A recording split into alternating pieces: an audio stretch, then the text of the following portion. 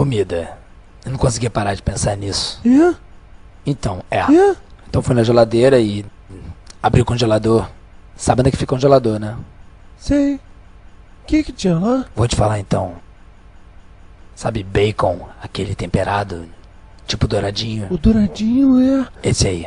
é? Eu peguei e pensei, Hã? eu sei quem ia adorar isso. Eu. Então eu comi.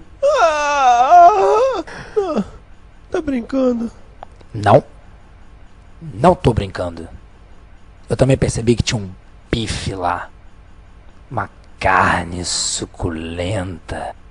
E aí eu comi também.